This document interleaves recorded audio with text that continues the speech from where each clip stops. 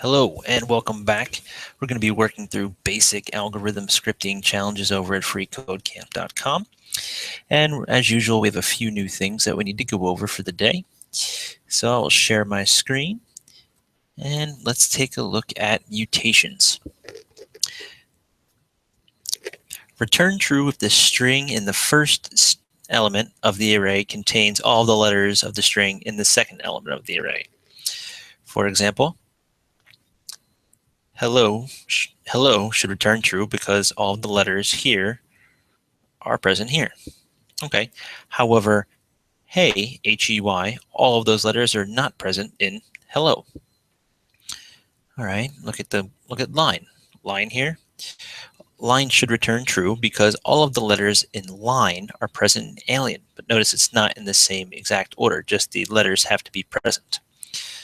All right, and it says take a look at prototype index of. Okay, so we have a string method we're going to take a look at here, which is index of.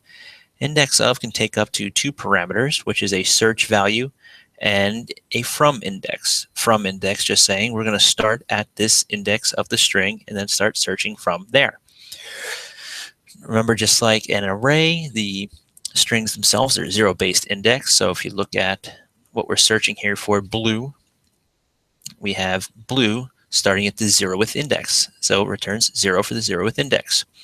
However, blute here, all right, is not present in blue whale. Therefore, it returns a -1. So basically, if it doesn't match up, it's going to give us a -1. And that's really what we need to know. If everything in here is in there, we'll get the index. Otherwise, we get a -1. So we're going to be using that to solve our challenge today. And also, what we're going to be doing here is we are going to use a for loop. Remember how we've used this for loop many of times before? We're going to have for var I equals 0, I is greater than, generally it's a something dot length, a string dot length, or even pieces of an array, and then we increment that I as we iterate through all of the elements in a string or an array, and we're going to be using that same method here today as well. So let's take a look at this. We have a function for mutation, and we are given an array. So in this array, we have 2 strings. So we have 2 elements in this array, the first and the second. And we're asking that the second here is what we're going to be checking for. And the first element here is what we're checking against. Okay, so that's where we are. And remember, so this is going to be the 0th position of the array, and that's going to be the first position in the array. So what I need to do first off is I need to set a variable for each of these. And I'll just call them the test. Why not? So I'll say var test. And I will just set it equal to this element here. And that element here is going to be the first element of the array using a 0-base index. So we're going to get ARR. All right. And just if we say ARR1, remember that's just saying you give me the first index of ARR, 0, 1, which is going to be what we want to use to test our array with. So that's good. But now we do have a small problem here because if you notice, hello and then capital hello should return true. Yet, if you read a little further into case sensitivity here, you'll see that index of, all right, is case sensitive. So we're going to have to do something to this as well. Just like in one of the previous challenges, we used 2 lower case. Okay, so what we've done is we've now made that a lowercase string variable. So now we don't have to worry about case. So that's what we're going to test. Okay, so that's good. And what are we going to test? Well, we're going to test to see if all the letters here are present there. So I'm going to do the same thing here. I'm going to create a new variable. I'll just name it target. And I will set that equal to your ARR 0, which is the 0th position of the array, this array right here.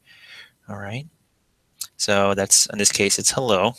And again, now I just want to make sure that is to lowercase. That way we don't have to worry about any false negatives or false falses from any of the case things we have there. All right, so what do we want to do?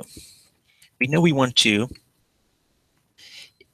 take our 0th position here and our target, and I want to take each position of this target here, and I want to iterate through this and see if it's present. For example, I'm going to start with H. Is H present here? Yes. Well, using the index of here, it's going to say, yes, H is present in the 0th position. Good. How about E? If I check this string here for the presence of E using index of, it's going to say, yes, it's present, and its index position is 1.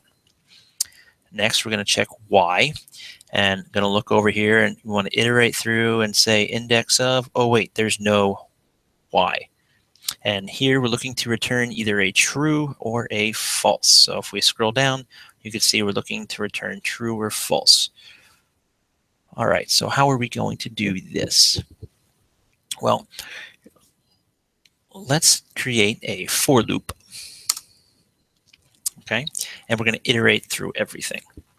So let's go for, and we're going to start off like normal where I equals 0. Remember the semicolon to break this up. And I is going to be less than what? So let's make sure here. What are we going to be iterating through? We are going to be iterating through this first element here and checking each one of these against our reference or our target. So that is going to be a variable. And what did we set that variable to, remember? Test. Okay, so we can say test dot length, and that way it's going to iterate through that many number of times. In this case, for hey, it'll iterate through 3 times. And don't forget to increment your I using our math operators. And we need to make sure we do something now here. So what do we want to do here? We want to somehow create a true or a false. So how do we want to handle this? There's a few ways of handling this. I'm just going to iterate through and look for any false values. Okay, so what is that going to do? Well, how am I going to do that? So I'm just going to put true down here, because if there are no false values, all right, I'm not going to return a false out of this loop, and it's just going to go ahead and return true, and we're good to go. So what is a false value going to look like? Well, what I can do is I can nest an if statement in here and just say, well, if the target dot index capital O of, sorry about that, index of, okay. And what I'm going to look for is the index of, as I'm iterating through, I'll have start off with 0. I wanted to iterate through 3 times. The index of test I. What is that going to give me? Well, what this is going to give me is, as I start off with 0, I'm going to say if target index of test 0, so test is here, hey, and we're going to start at the 0th position, which is H. So if target dot index of test, okay, which is this right here, if that is less than 0. Well, wait a second, how is that going to work? Well, let me show you something here. Go, remember back in here, if we have a value that is not there in the string, right? So look, blue is not blue and something's different in it, it's going to return -1. So if the value is not found, we return -1. But remember, it's also going to return the index, so we can get a 0. So all I'm really looking for here is if it's not found, because I'm going to return false. So here we go. So if index of sub I is less than 0, right? All I need to do is return false. Okay. So what I'm doing is I am just checking here to see what the index number of h, let's say, is. What is the index number of h over here? It's 0. What's the then we're going to increment the I and move on to test sub I or 1, okay, which is going to be here the first position, which is E, and it's going to run through and say what is the index of from the target to the test, and that index happens to be 1, so we get a 1. Good. Next, we increment the I again, all right, which is here, and we get Y. Well, is Y in hello? No, it is not, so we return a false. Okay. What is the else? Well, you don't really need an else because it's just going to only return a false if we get this value here, which is negative. So let's give this a test and see if I made any syntax errors. Ooh, coding spree. Good job. We've done it. So again, we've gone through. We've actually selected specific pieces of an array, okay, using this method here. We've set everything to lowercase so we can compare them.